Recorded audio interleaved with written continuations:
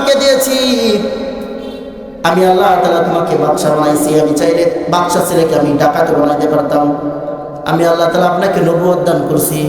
ওগো সুলাইমান, আপনি চাইলে মেয়েটাকে আপনি ফিরিয়ে দিতে পারতেন, কিন্তু মানুষের সামনে তাকে নিয়ে আপনার হাসি উজ্জ্বল করা ঠিক হয় নাই। আল্লাহ তাআলা অত্যন্ত রাগ হয়ে গেলেন। আল্লাহ তাআলা সুলাইমানের পরীক্ষার মধ্যে ফেলবেন। মজার ঘটনা অল্প সময় শেষ করব। আল্লাহ রাব্বুল আলামিন সমস্ত নবীদেরকে একটা মুজিজা দান করেছিলেন। এর মধ্যে অত লম্বা ঘটনা আলোচনা করার সময় নাই। হযরত সুলাইমান আলাইহিস সালামকে আল্লাহ তাআলা মুজিজা দান করেছিলেন। হযরত সুলাইমান আলাইহিস সালাম যদি কোনো একটা লোহার টুকরোকে যদি হাতের মুঠের মধ্যে নিয়ে চাপ দিতেন, সঙ্গে সঙ্গে হাতের আঙ্গুলের ফাঁকাগুলো দিয়া লোহাটা গলে গলে টপ টপ করে পড়ে যেত। চিল্লায় বলেন সুবহানাল্লাহ। মুজিজা আল্লাহ তাআলা দান করেছিলেন। আল্লাহ তাআলা সুলাইমান আলাইহিস সালামকে একটা আংটি দান করেছিলেন, যে আংটিটা সুলাইমান আলাইহিস সালামের জন্য ছিল মুজিজা। এই আংটিটা যদি সুলাইমান আলাইহিস সালামের হাতে থাকে, তাহলে এই পৃথিবীর সব কিছু তার রাজত্ব করবে। ইন্নাল হামদুলিল্লাহ ইন্নাল হামদুলিল্লাহ নাহমাদুহু ওয়া নাস্তাঈনুহু ওয়া নাস্তাগফিরুহু ওয়া নু'মিনু বিহি ওয়া নাতাওয়াক্কালু আলাইহি ونعوذ بالله من شرور أنفسنا ومن سيئات أعمالنا من يهده الله فلا مضل له ومن يضلله فلا هادي له وأشهد أن لا إله إلا الله وحده لا شريك له الذي أرسله بالحق بشيرا ونذيرا وداعيا إلى الله بإذنه وسراجا وقمرا منيرا أعوذ بالله من الشيطان الرجيم بسم الله الرحمن الرحيم واعبدوا الله ولا تشركوا به شيئا وبالوالدين إحسانا صدق الله العظيم. وقال رسول الله صلى الله عليه وسلم وعن طلق بن علي قال سمعت رسول الله صلى الله عليه وسلم من أدرك والديه عند الكبر أحدهما وأنا في صلاة العشاء وقد قرأت بها بفاتحة الكتاب فناداها يا محمد لازمتها أو كما قال عليه الصلاة والسلام. আমরা সকলে একটু মুহাব্বতের সাথে দুরূদ ইব্রাহিম পড়ি। আল্লাহুম্মা সাল্লি আলা মুহাম্মাদ ওয়া আলা আলি মুহাম্মাদ কামা সাল্লাইতা আলা ইব্রাহিম ওয়া আলা আলি ইব্রাহিম ইন্নাকা হামিদুম মাজিদ.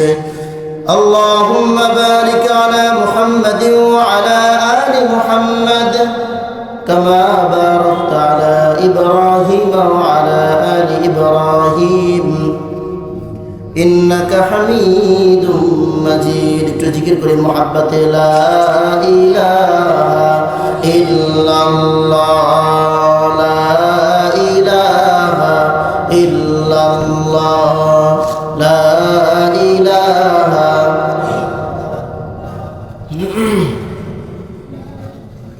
إلا الله لا إله إلا الله.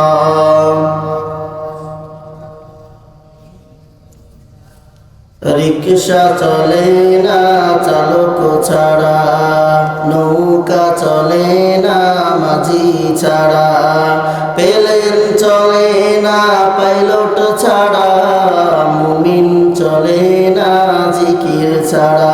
জোরে লা ইলাহা, সবাই একটু সামনের দিকে আগাছে জিকিরের সাথে, লা ইলাহা ইল্লাল্লাহ। একটু কষ্ট করে আগে আসেন, অল্প মানুষ তো, সব মানুষগুলো ঘুরতেছে। লা ইলাহা ইল্লাল্লাহ, লা ইলাহা ইল্লাল্লাহ, মুহাম্মাদুর রাসূলুল্লাহ সাল্লাল্লাহু আলাইহি ওয়াসাল্লাম। আসুন আমরা সেই মহান রব্বুল আলামিনের দরবারে শুকরিয়া আদায় করে নেই, যে মহান মালিক, এই সুবিশাল বিস্তীর্ণ আকাশের মালিক, সুজলা সুফলা সবুজ শ্যামল এই দুনিয়ার মালিক, ব্যস্ত দোজকের মালিক। সেই মহান রব্বুল আলামিনের দরবারে শুকরিয়া আদায় করে নেই, যেই মহান মালিক আমাদেরকে আসমান এবং জমিনের মাঝখানে শ্রীগাল কুত্তা জানোয়ার না বানাইয়া মানব বানাইলেন এবং কালিমা বলনেওয়ালা তাওহীদি মুসলমান বানাইলেন। তদুপরি সর্বযুগের সর্বকালের সর্বশ্রেষ্ঠ মানব সৈয়দুল আম্বিয়া, আশরাফুল আম্বিয়া, খাতামুল আম্বিয়া, বিশ্ব নবী, শেষ নবী, শ্রেষ্ঠ নবী মুহাম্মদুর রাসূলুল্লাহ সাল্লাল্লাহু আলাইহি ওয়াসাল্লামের উম্মত বানাইছেন। শেষ নবীর উম্মত হলেই যে ভালো কাজের মধ্যে অংশগ্রহণ করা যায়, বিষয়টা কিন্তু কখনো এমন নয়। আজকের এই ফলিয়া মাহফিলের পোস্টার মাইকিং দেখছে, শুনছে, জানছে হাজার হাজার মানুষ জনতা, কিন্তু সকলে এখানে উপস্থিত হতে পারে নাই। এখনকার সময় বলি, আমাদের সাথেও তো কত মানুষ নামাজ পড়ছিল, সকলে কি বসছে? বসে নাই। দেখেন এই মুহূর্তে কত মানুষ দুনিয়ার গুনার পরিবেশের সাথে যারা জড়িত আছে, এখনো কত মানুষ টিভি দেখা, ফেসবুক নিয়ে গুনার পরিবেশে, আবার মাহফিল জুড়ে যখন মেলা হয়, আমাদের যুবক ভাইরা আবার মাহফিলের সুযোগে আবার বাগান আগানে যেও তারা 2 আঙ্গুলের ব্যবসা শুরু করে, আছে না? তারা আছে। তো আল্লাহ রাব্বুল আলামিন আমাদের সমস্ত গুনার পরিবেশ থেকে আল্লাহ তাআলা ইলেকশন সিলেকশন জাসন বাসন করে মোহাব্বত করে অত্যন্ত ভালোবেসে তার সবচেয়ে প্রিয় জায়গা জান্নাতের মধ্যে এনে তার কুদরতি হাত ধরে আল্লাহ রাব্বুল আলামিন আমাকে আপনাকে এনে বসিয়ে দিলেন। এই জন্য আমরা খুশি না বেজার? খুশির আওয়াজটা কি আসতে হবে নাকি জোরে হবে? দেখেন কত মানুষের আওয়াজ আল্লাহ রাব্বুল আলামিন বন্ধ করে দিয়েছেন। তারা চাইলেও কথা বলতে পারতেছে না, তারা হসপিটালের বেডের মধ্যে তারা ইশারায় ইশারায় কথা বলতেছে। আবার দেখেন কত মানুষের আওয়াজ আল্লাহ তাআলা চিরতরে বন্ধ করে দিয়েছেন, তারা গোরস্থানের মধ্যে শুয়ে আছে, তারা চাইলে আর কোনোদিনও কথা বলতে পারবে না। তো আল্লাহ রাব্বুল আলামিন আমাদেরকে হসপিটালের বেডের মধ্যে নেন নাই, যে আল্লাহ তাআলা আমাদেরকে গোরস্থানের মধ্যে নেন নাই, যে মালিক আমাদেরকে খুশি হয়ে মোহাব্বত করে ভালোবেসে তার জান্নাতের বাগানের মধ্যে এনে বসিয়ে দিলেন, সেই মালিককে খুশি করার জন্য একবার জবান খুলে তাকে খুশি করার জন্য চিল্লায় বলি তো আলহামদুলিল্লাহ। আর একটু জোরে বলি আলহামদুলিল্লাহ। মাশাআল্লাহ, মনে হচ্ছে মানুষ আসলে অল্প সংখ্যক মানুষের ইমানের তাজা জোর আছে। ঐতিহ্যবাহী ফলিয়া দক্ষিণপাড়া কবরস্থান মাদ্রাসার উদ্যোগে তাফসীরুল কোরআন মাহফিল আয়োজন যারা করেছেন, টাকা দিয়ে, পয়সা দিয়ে, বুদ্ধি দিয়ে, শ্রম দিয়ে যারা এই মাহফিলটাকে এত সুন্দর করে সাজিয়েছেন, সকলকে আমার অন্তরস্থল থেকে আন্তরিক মোবারকবাদ, ধন্যবাদ জ্ঞাপন করছি। আমার পাশে বসে আছেন আমার উস্তাদ সমতুল্য জনাব হযরত মাওলানা সিদ্দিকুর রহমান সাহেব, অত্যন্ত ভালোবাসার এবং প্রিয় একজন মানুষ। দোয়া করে আল্লাহ রাব্বুল আলামিন আমার পাশেই বসা আল্লাহ তাআলা হুজুরের নেক হায়াত দারাজ করুন, সকলে মিলে আমিন। ধন্যবাদ জ্ঞাপন করি আমাদের ফলিয়া মধ্যপাড়া জামে মসজিদের ইমাম সাহেব জনাব হযরত মাওলানা নিয়ামত সাহেব হুজুরকে। আসলে যার কথা আজকে না বললেই নয়, খুবই অত্যন্ত মোহাব্বত এবং মায়ের একজন মানুষ। হাতটা যখন ধরে, যখন কথাগুলো বলে, মনে হয় যেন বাবা তার সন্তানের হাতটা ধরছে। খুব ভালোবাসে, খুব মোহাব্বত করে, মানুষ হিসেবে খুবই ভালো। দোয়া করি আল্লাহ রাব্বুল আলামিন হুজুরের নেক হাত দারাজ করুক, সকলে মিলে আমিন। দোয়া করি আজকের মাহফিলের যত প্রোগ্রামের যত মেহমান আছেন সকলের জন্য। শেষ দোয়া করি আজকে আমার সামনে যারা উপস্থিত আছেন, এলাকার দূর থেকে যারা এই মাহফিলের প্যান্ডেলে বসে আছেন, সকলের জন্য দোয়া করি আল্লাহ রাব্বুল আলামিন সকলের নেক হাত দারাজ করুক, সকলে মিলে আমিন। আমি আপনাদের খেদমতে পবিত্র কালামুল্লাহ থেকে একটু আয়াত তেলাওয়াত করেছি এবং একখানা হাদিস তেলাওয়াত করেছি। আল্লাহ রাব্বুল আলামিন যদি চান এই হাদিসের এবং কোরআন থেকে অল্প কিছু কথা বলে আপনাদের সামনে থেকে বিদায় নেব ইনশাআল্লাহ। আল্লাহ রাব্বুল আলামিন বলতেছেন, ওয়া'বুদুল্লাহ ওয়া লা তুশরিকু বিহি শাইআ। এই আয়াতের তাফসীরের মধ্যে পাওয়া যায় রাসূল সাল্লাল্লাহু আলাইহি সাল্লাম সাহাবায়ে কিরামকে জিজ্ঞেস করতেছেন, ও আমার সাহাবীরা, তোমরা কি জানো আল্লাহ তাআলার হক কি? সাহাবায়ে কিরামরা বললেন, আল্লাহ তাআলার হক আল্লাহ এবং তার রাসূল ভালো জানেন। আদবের সাথে বললেন। তখন রাসূল সাল্লাল্লাহু আলাইহি সাল্লাম বলতেছেন, আল্লাহ তাআলার হক হলো তার ইবাদত করা এবং তার সাথে কাউকে শরীক না করা। যে বলা হয় হকুল ইবাদের মধ্যে সবচেয়ে জটিল এবং কঠিন এবং গুরুত্বপূর্ণ হক হলো মা বাবার হক। কার হক বলেন? একটা মানুষের প্রতি আরেকটা মানুষের যতগুলো হক রয়েছে, একটা প্রাণীর প্রতি আরেকটা প্রাণীর যতগুলো হক রয়েছে, এই সব হকগুলোর মধ্যে সবচেয়ে জটিল এবং গুরুত্বপূর্ণ হক হলো মা বাবার হক। কার হক বলেন? আলোচনা সংক্ষিপ্ত করে বলতেছি।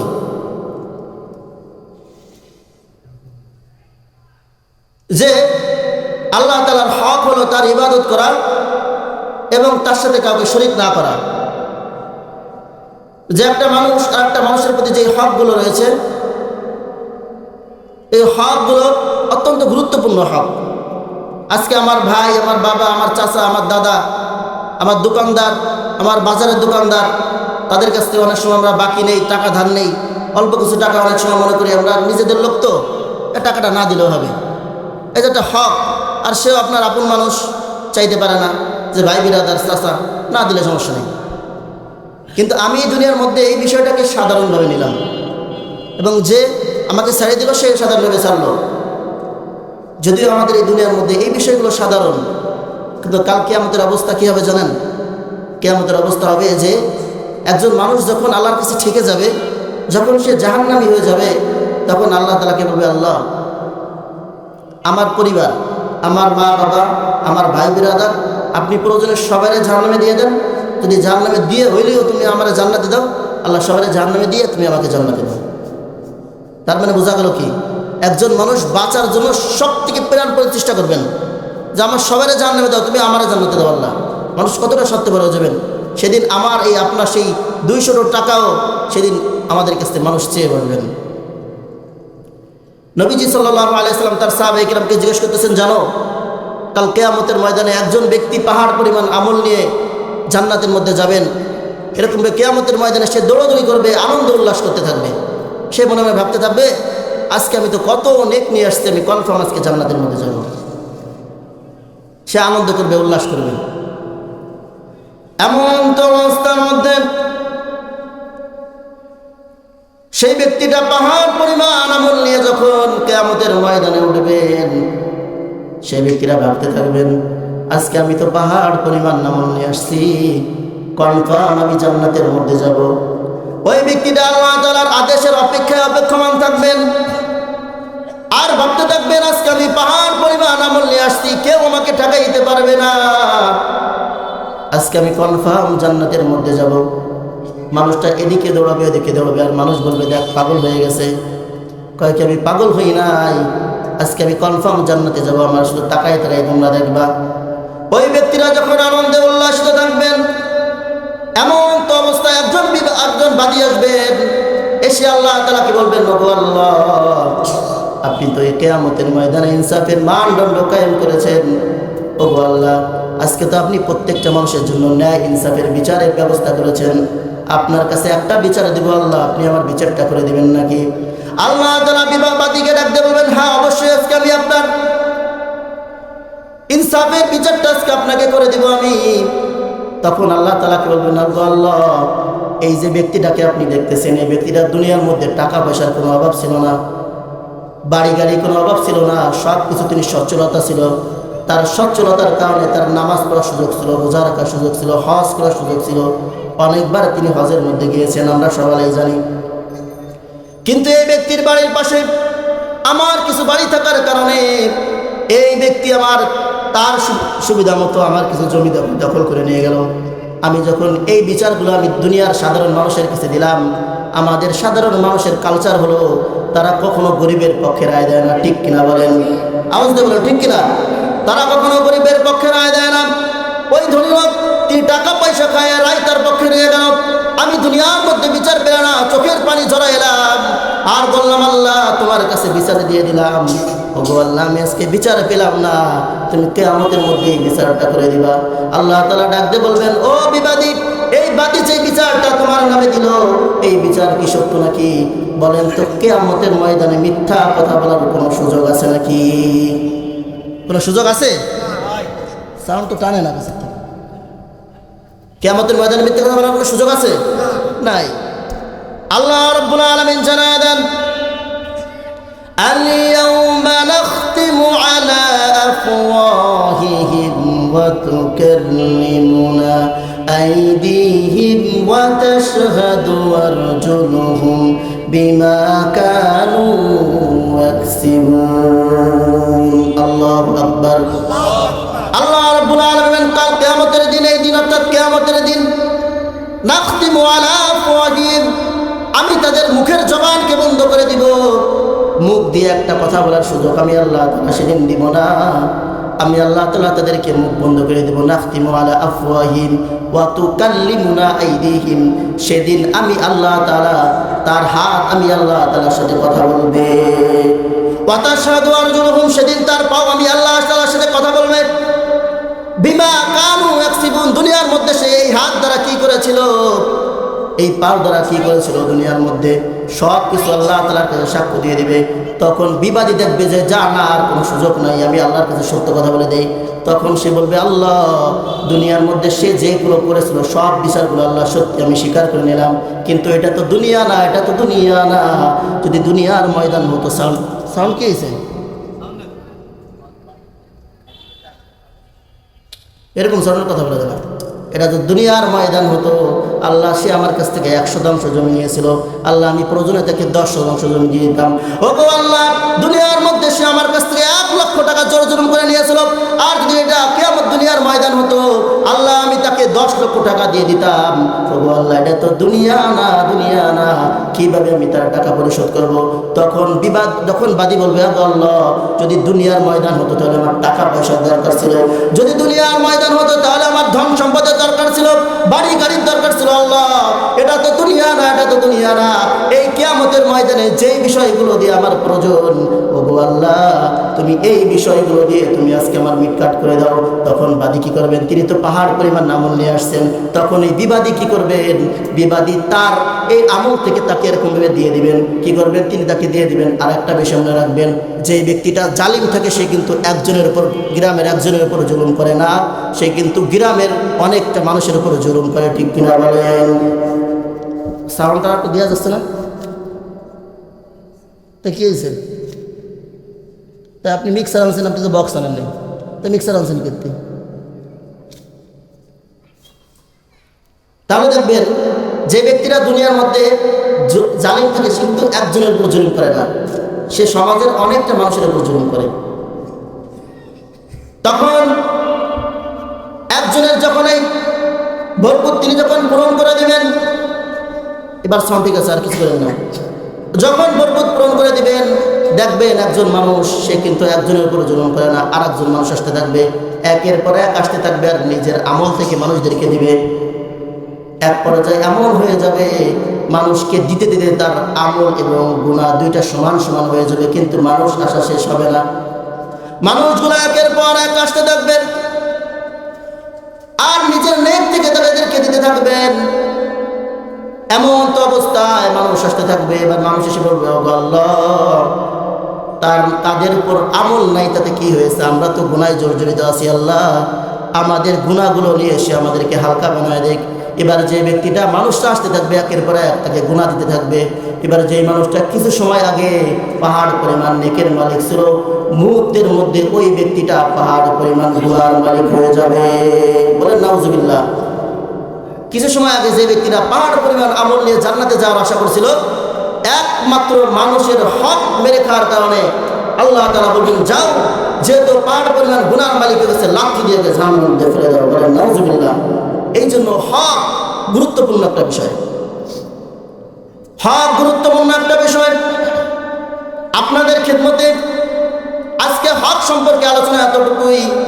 মানুষের হক পরিপূর্ণ আদায় করতে হবে। আল্লাহ তাআলার হক হলো তার ইবাদত করা এবং তার সাথে কাউকে শরীক না করা। আল্লাহ তাআলার ইবাদত সম্পর্কে, হক সম্পর্কে আলোচনা এতটুকুই। এরপরে আল্লাহ রাব্বুল আলামিন বলতেছেন, একটা মানুষের প্রতি একটা মানুষের যতগুলো হক রয়েছে, এর মধ্যে সবচেয়ে গুরুত্ব এবং জটিল হক হলো আল্লাহ তাআলার হক। আল্লাহ তাআলা পবিত্র কালামের মধ্যে জানায় দেন, ওয়াকাদা রাব্বুকা আল্লা তা'বুদু ইল্লা ইয়্যাহু ওয়া বিল ওয়ালিদাইনি ইহসানা। আল্লাহু আকবার। আল্লাহ রাব্বুল আলামিন, ওয়াকাদা রাব্বুক, তোমাদের রব তোমাদের ব্যাপারে চূড়ান্ত সিদ্ধান্ত নিয়েছেন। এমন চূড়ান্ত সিদ্ধান্ত নিয়েছেন যেই চূড়ান্ত সিদ্ধান্ত কোনো গড়বড় করার কোনো সুযোগ নাই।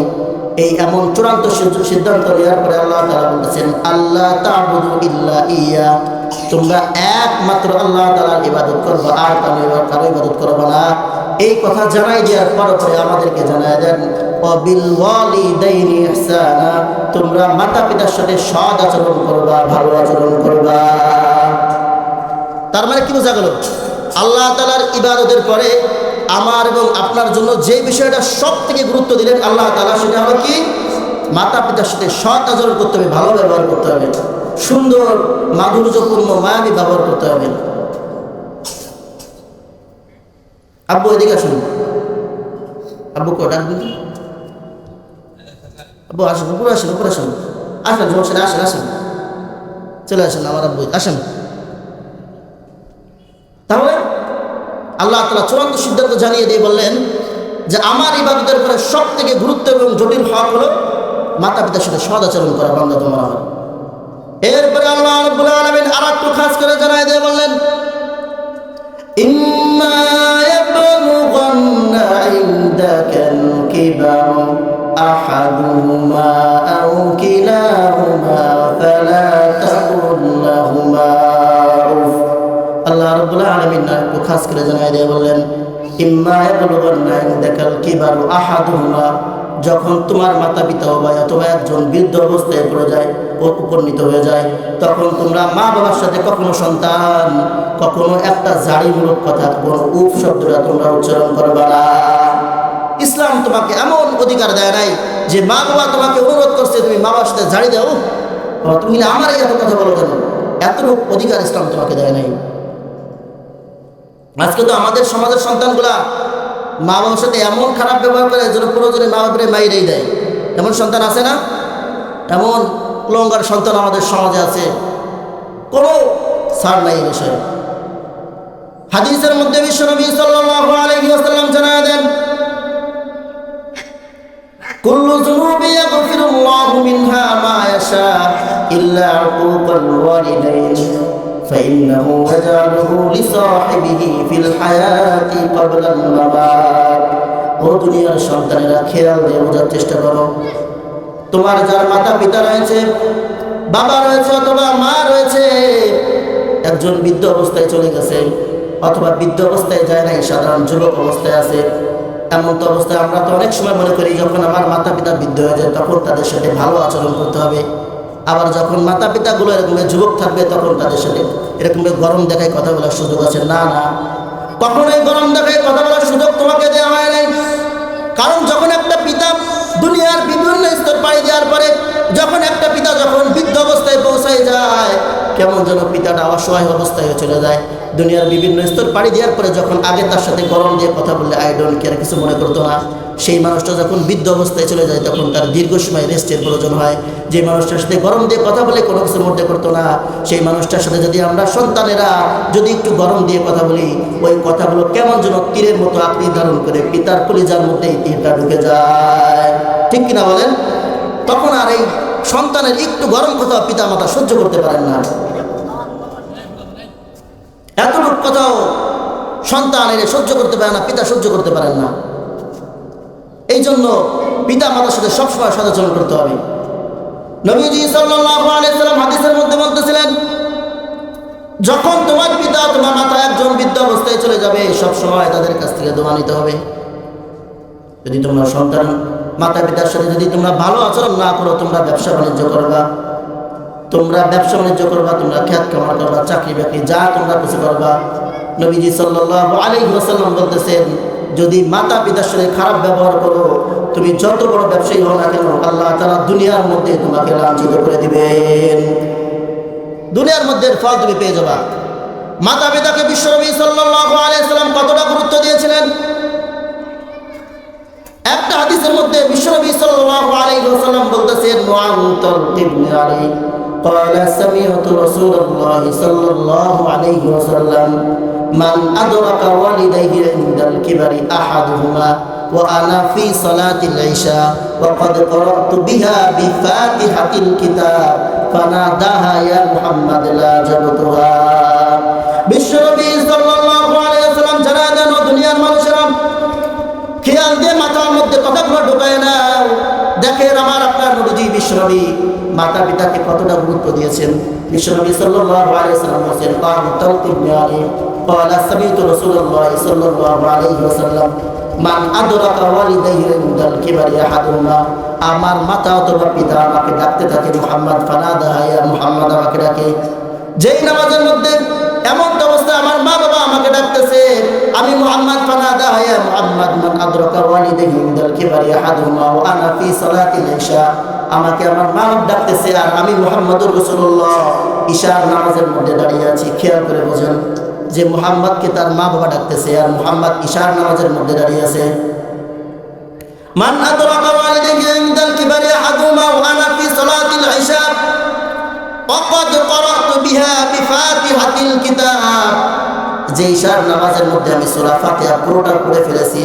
খেয়াল দিন, যে নামাজের মধ্যে আমি মুহাম্মদুর রাসূলুল্লাহ পুরো সূরা ফাতিহা শেষ করে ফেলেছি, এমন সময় আমার মা বলল, ফানাদা হে মুহাম্মদ, হে মুহাম্মদ তুমি আসো, হে মুহাম্মদ তুমি আসো। কসম আল্লাহ, আমি মুহাম্মদ ওই ইশার নামাজের ছেড়ে দিয়ে আমি মা বাবার ডাকে সাড়া দিয়ে উপস্থিত হয়ে যাব। জোরে বলেন সুবহানাল্লাহ। দেখছেন কতটা গুরুত্ব দিছে যে মুহাম্মদ নামাজের মধ্যে দাঁড়িয়ে আছে ঈশার নামাজে, যেই নামাজে সূরা পড়ে বলছে, এমন সময় যদি আমার মা বাপ যদি মায়াবী কণ্ঠে আমাকে ডাক দেয়, আমি সন্তান মা বাপের ডাক দিয়ে নামাজ ছেড়ে দেওয়ার একটা হুমকি, একটা বিষয় আসছে। এখন যদি দুই একজন মা বাপ দিয়ে এমনি মিটায় তাহলে কি চাওয়া যাবে? একটা ডাকের মধ্যে তো একটা কণ্ঠ আছে যে তাতে আগুন লেগে গেল কিংবা একটা বিপদে পড়ে গেল, মানুষ তো সেভাবেই ডাক দেয়। তা আপনি যদি বারবার ডাক, আপনি যদি নামাজ ছেড়ে দেন আর বারবার আসেন, হবে? তা বোঝা যায় আর কি। তার মানে এটার দ্বারা বোঝা গেল কি যে মা বাপের ডাকে কতটা গুরুত্ব মহব্বত দিয়েছেন মুহাম্মদ রাসূলুল্লাহ সাল্লাল্লাহু আলাইহি ওয়াসাল্লাম। এভাবে গুরুত্ব দিতে হবে। আজকে তো সন্তান আমরা মা বাপের কথা আমরা শুনি না, মা বাপের কথা আমরা গুরুত্ব দিই না। আমরা পয়গম্বর সুলাইমান আলাইহিস সালামের একটা ঘটনা বলে আপনি আপনাদের সঙ্গে বিদায় নিব, যদিও সময় অল্প। তারিক ইবনে জারির তাবারি থেকে একটা ঘটনা আপনাদেরকে শুনে আমি বিদায় নেব ইনশাআল্লাহ। হযরত সুলাইমান আলাইহিস সালামকে আল্লাহ রাব্বুল আলামিন এই পুরো পৃথিবীর মধ্যে রাজত্ব দিয়েছিলেন। একজন মাত্র নবী ছিলেন যিনি এই পুরো পৃথিবীর রাজত্ব করেছিলেন, একজন মাত্র নবী হযরত সুলাইমান আলাইহিস সালাম। আরো তিনজনকে সুলাইমান আলাইহিস সালাম সহ তিনজনকে রাজত্ব দিয়েছিলেন, তারা পুরো পৃথিবীর বাদশাহী পেয়েছিলেন। এর মধ্যে হযরত সুলাইমান আলাইহিস সালাম পুরো পৃথিবীর বাদশা ছিলেন, রাজত্ব পেয়েছিলেন। হযরত সুলাইমান আলাইহিস সালাম একদিন রাজদরবারে বসা, একদিন রাজদরবারের সমস্ত রাজা প্রজা মন্ত্রীরা সমস্ত কিছু বসা। সুলাইমান আলাইহিস সালাম বলতেছে, আমার বিবাহের প্রয়োজন, আমি বিবাহ করব, তোমরা মেয়ে দেখতে শুরু করো।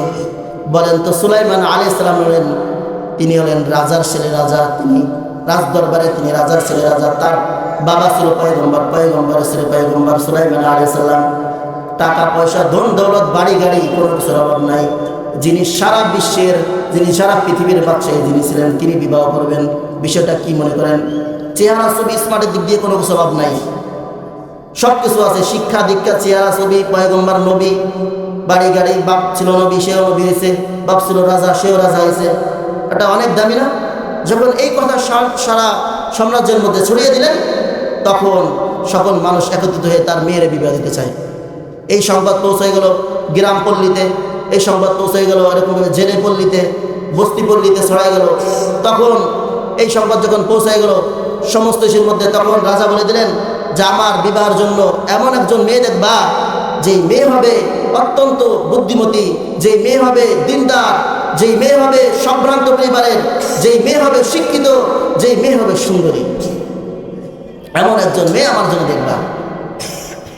যখন বাদশা সুলাইমান আলাইহিস সালাম এই সংবাদকে যখন তিনি পৌঁছায় দিলেন, তখন সমস্ত মানুষগুলার কাঁধে কানে কানে পৌঁছে দিল, এরে বাদশা সুলাইমান আমাদের দেশের বাদশা, সে নাকি বিবাহ করবে, তাকে বিবাহের জন্য একটা মেয়ে খুঁজে দিতে হবে।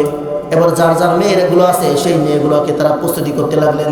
সুলাইমান আলাইহিস সালাম কাউকে পছন্দ করলেন না। এই খবর পৌঁছাইতে পৌঁছাইতে হঠাৎ একজন জেলের কাছে গিয়ে পৌঁছাইল। জেলে মনে মনে ভাবতে লাগলো, সুলাইমান আলাইহিস সালাম যেই বৈশিষ্ট্যর কথাগুলো বলছে, প্রত্যেকটা বৈশিষ্ট্য আমার মেয়ের মধ্যে আছে। আমার মেয়ে একজন দিনদার, আমার মেয়ে একজন শিক্ষিত, আমার মেয়ে একজন এরকম ধার্মিক একজন মেয়ে। আমার মেয়ের মতো এরকম কোনো মেয়ে আমি কোনোদিন দেখি নাই। আমার মেয়ে তার মা বাবা ছাড়া কোনোদিন কোনো পুরুষকে দেখে নাই।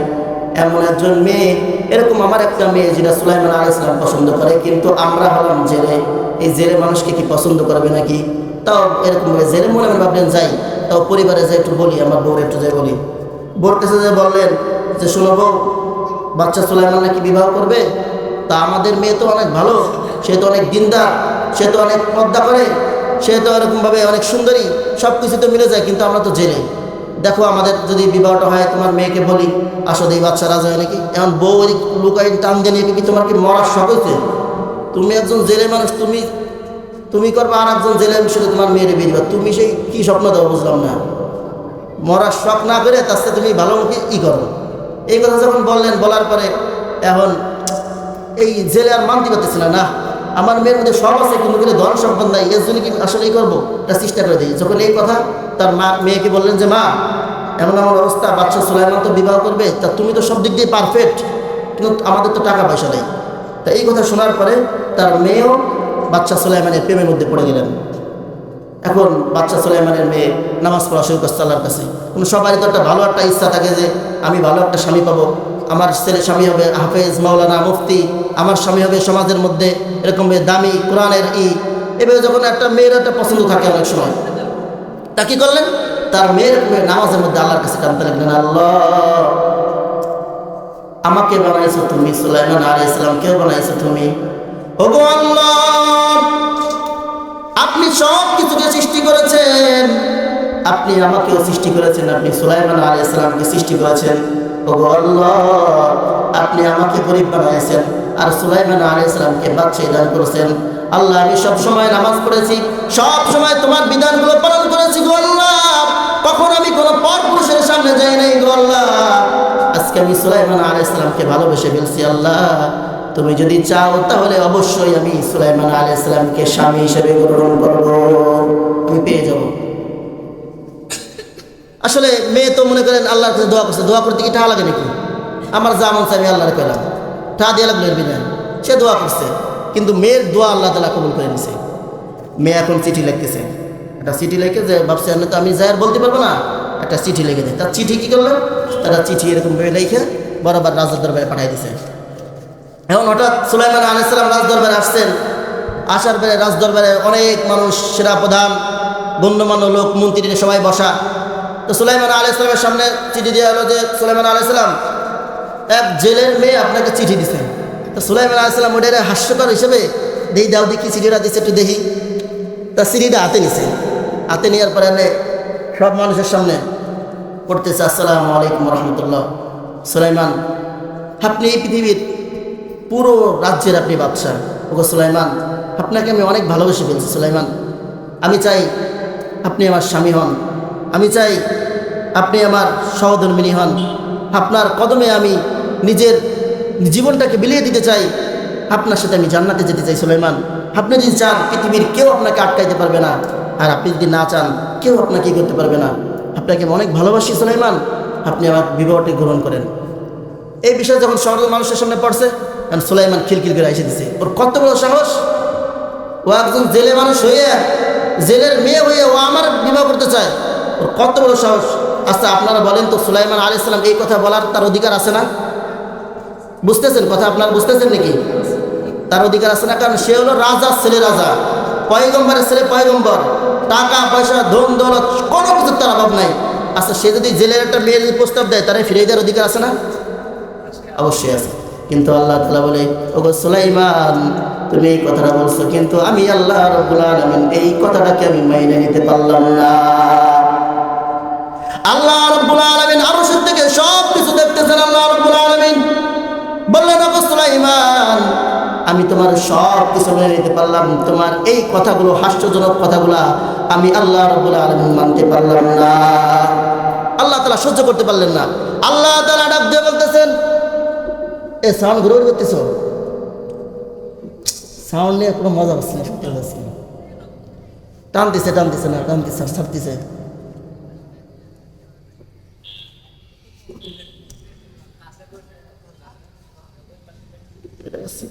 আপনাদের ওই যে আনছেন, কিন্তু আপনার হচ্ছে বক্স আনেন না, এই জন্য তো সমস্যা কি আসছে না। আসলে তো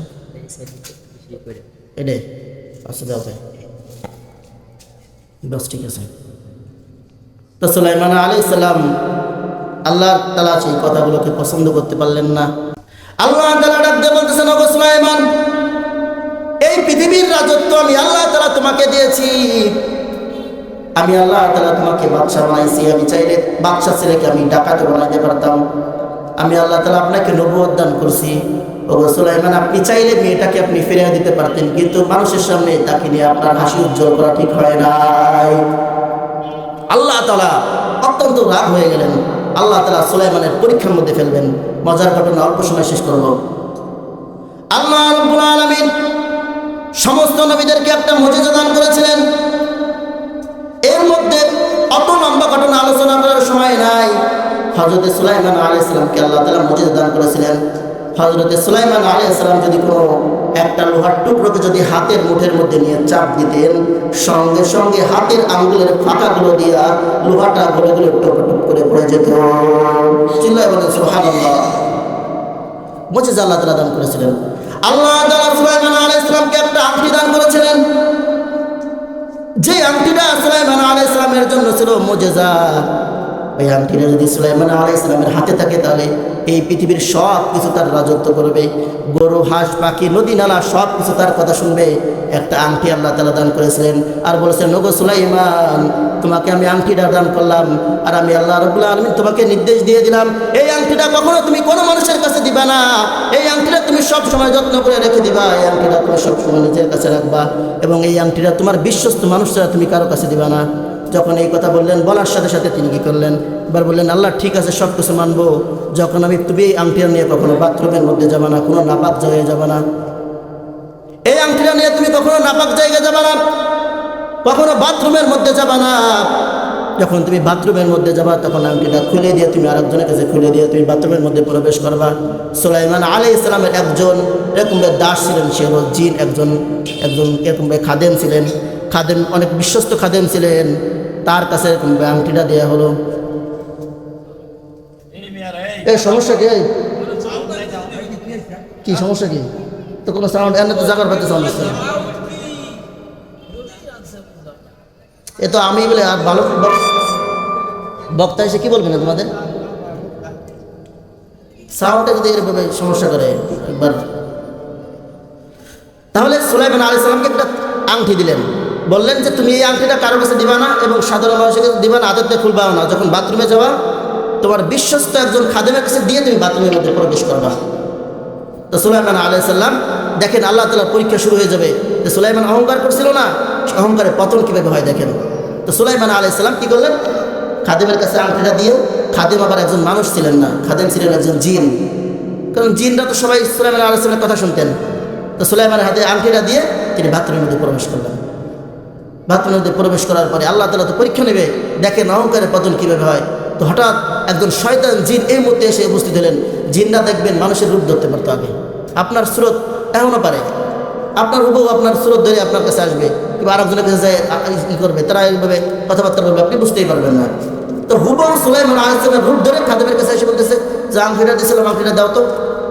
আংটিটা হাতে নিয়ে বলতেছে, শোনো, এই যে তোমার কাছে আংটিটা নিলাম, আর শোনো আমাদের রাজ দরবারে কিন্তু এর হুবহু একজন সুলাইমান আছে, সেদিন তোমার কাছে কখনো আংটি মাংটি চায় জাগার পর পিটের শুরু করে কথা। তা কী করলেন, এবার এই কথা বলে উনি রাজদরবারে চলে গেলেন। রাজদরবারে ম্যানেজ করতে হবে তাড়াতাড়ি, যে কারণ সুলাইমান আসার আগে ম্যানেজ করে ফেলাইতে হবে। এখন শয়তান ওইটা নিয়ে হাতের মধ্যে পরে ফেলাইছে, পরে রাজদরবার দিক চলে গেছে। একটু পরে আসল যে সুলাইমান, আচ্ছা এত সময় বলেন তো, যেই সুলাইমান এতক্ষণ ওয়াজ করতেছিল সে কি নকল নাকি আসল? যে বলতেছে যে আংটিটা যদি অন্য কোনো সুলাইমান আসে তার কাছে দিবা না, কিংবা তাকে তোমরা এরকম বিশ্বাস করবে না, যে ওয়াজটা করতেছে সে কি আসল নাকি নকল? নকল। শয়তান জিন সে সুলাইমানের রূপ ধরেছে। সে যখন এরকম আংটিটা নিয়ে রাজদরবারে চলে গেলেন, কিছুক্ষণ পর আসল সুলাইমান আলাইহিস সালাম আসছে। আসে বলতেছে, খাদেম সাহেব এই আংটিটা দেন তো।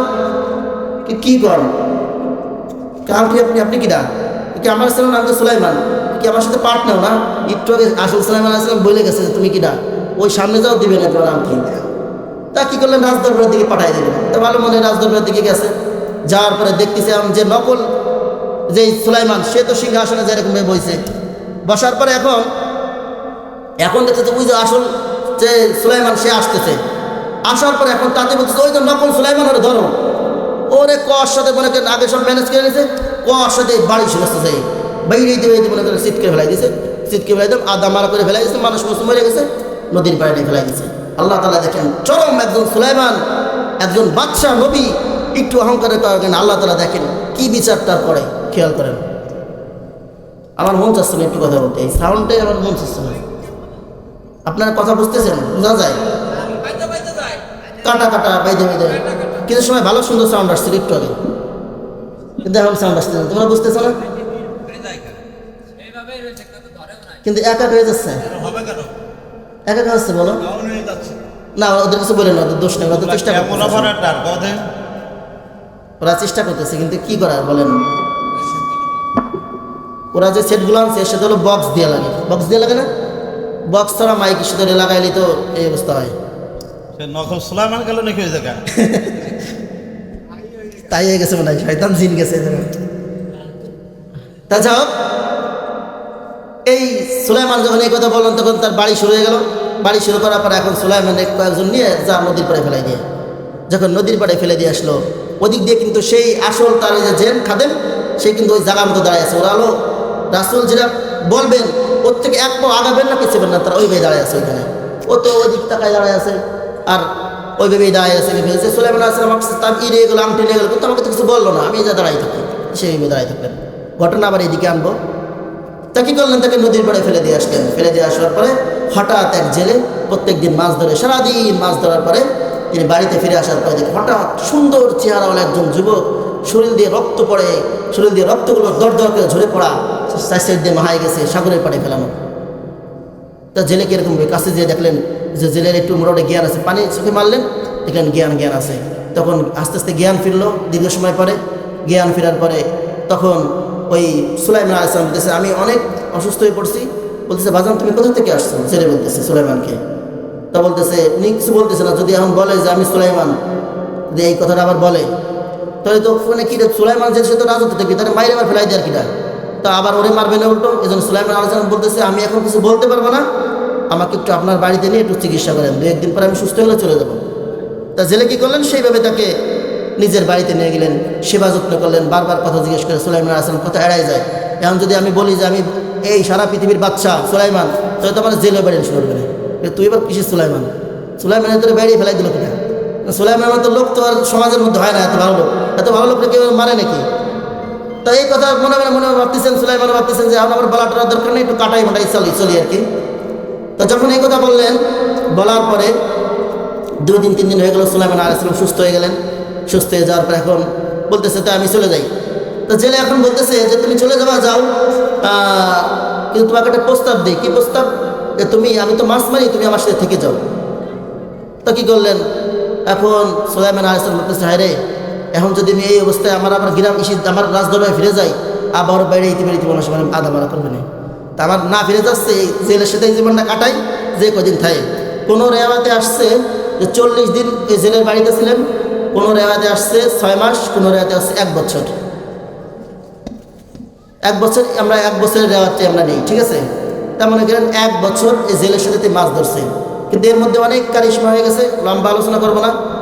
যে একজন মানুষের সাথে একজন মানুষ 1টা বছর চলে মানুষকে মানুষ চিনা হয়ে যায়। কিন্তু তা ওই জেলে চিনতে পারছে এই ছেলেটা একদম সৎ, এবং তার চেহারার মধ্যে একটা রাজকীয় চেহারা আছে, এবং তার আদান প্রদান লেনদেন কথাবার্তা এটা কোনো সাধারণ মানুষের কথাবার্তা না। চেহারাও ফুটফুটে সুন্দর। আবার যখন থেকে ওই ছেলেটা বাড়ির মধ্যে আসছে, জেলে অন্যদিন যতগুলো মাছ পাইতো এখন তার থেকে আরো অনেক বেশি মাছ পায়, অনেক বরকতি ছেলে। বুঝতে পারছে, স্ত্রীর সাথে অনেক সময় আলোচনা করছে। তো 1 বছর কেটে যাওয়ার পরে এখন সিদ্ধান্ত নিল যে আমি এই ছেলের সাথে আমার মেয়েটাকে বিবাহ দেব। দেখেন আল্লাহ তাআলা অহংকার কোথায় নিয়ে কোথায় ফেলে। তো দেখেন যে মেয়েটা কিন্তু প্রথম প্রস্তাব দিয়েছিল সুলাইমানের কাছে রাজদরবারে, সেই প্রস্তাব সুলাইমান আলাইহিস সালাম গ্রহণ করছিলেন? পারেন নাই। কিন্তু আল্লাহ তাআলা দেখেন অহংকারের পতন কিভাবে করে। একজন নবী হয়েছে তাতে কি হয়েছে? অহংকার করার কোনো সুযোগ নাই। আছে? সুযোগ আছে? আল্লাহ তাআলা বলতেছেন অহংকার হলো আমি আল্লাহ রাব্বুল আলামিনের চাদর।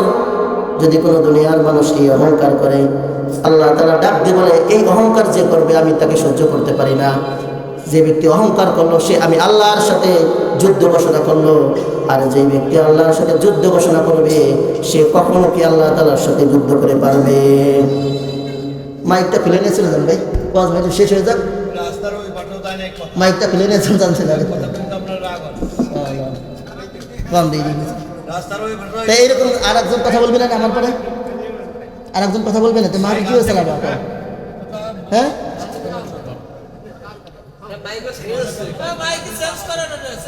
আর একজনও তো কথা বলবে না, আমি তো বুঝলাম না। ছেড়ে দেখ কি করতেছে, কি সমস্যা কোন জায়গায় যাচ্ছে নাকি নাকি কি সমস্যা কোন জায়গায়? মাউথিতে আপনাদেরও দোষ আছে, আপনারা তো 2টা হাতে মাউথ আনেন নাই কেন? সমস্যা কোন মাউথিতে? আপনারা একটু টাকা পয়সা বেশি দান লি তো মাউথ তারা ভালো আনে, মাইক ভালো আনে। তা আমি কথা বলতেছি, মনে করো আমি তো সেই না, তার ভালো যে একটু বড় হয়তো হুজুর আসবে,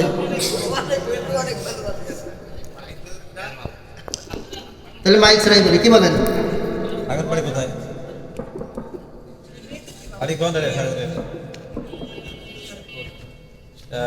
সাউন্ড কোন জায়গা তোমাদের? সাউন্ডের নাম উল্লেখ করা দরকার নেই। হ্যাঁ, তন্ময় সাউন্ড তো ভালো সাউন্ড, কিন্তু আজকে এরকম করতেছে কেউ?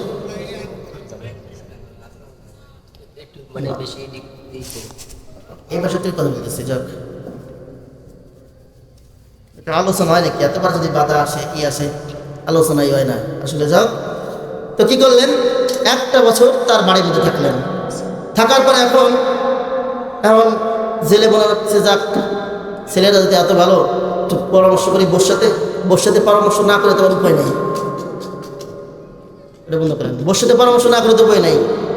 বোর কথা শোনাই লাগে দিন শেষে। যাও, বোর কথা যদি না শোনে তাহলে এই যাবো সব মশার কোমর খাওয়া লাগে। তো 1 বছর থাকার পরে এখন স্ত্রীর সাথে পরামর্শ নেয়। স্ত্রী, ছেলেটা তো আমাদের মধ্যে 1 বছর থাকলো, তুমি তো দেখলা ছেলে খুব ভালো, তা ছেলেটার সাথে আমাদের মেয়েকে বিবাহ দিতে চাই, কি বলেন? না না না, খবরদার, সে কি লোক ভালো নাকি? তারা শীতটা করে আনছো, তারা মাইরে ধরে ফেলাই রাখছে, তারা 1 জায়গাতে করে আনছো, ছেলে কি ভালো নাকি? এই ছেলের সাথে আমি আমার মেয়ে দিব না। এখন জেলে মোটামুটি চিন্তা করে এখন বউরে তো পটাই দেবে।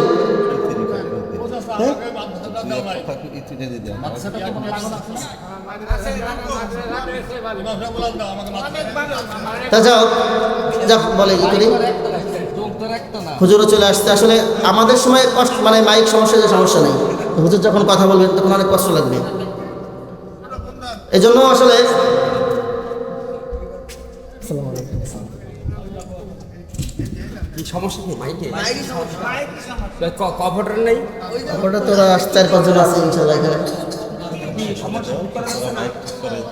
আচ্ছা যাও, আলোচনা ছেড়ে দিচ্ছি ইনশাল্লাহ।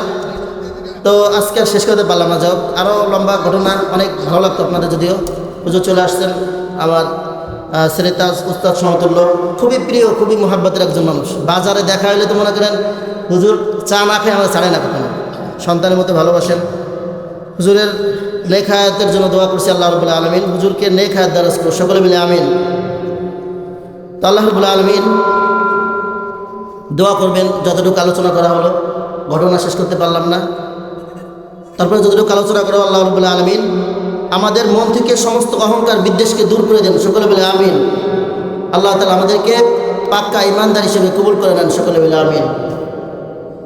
ওয়াখির দাওয়ানা আলহামদুলিল্লাহি রাব্বিল আলামিন ওয়া মা আলাইনা ইল্লাল বালাগ।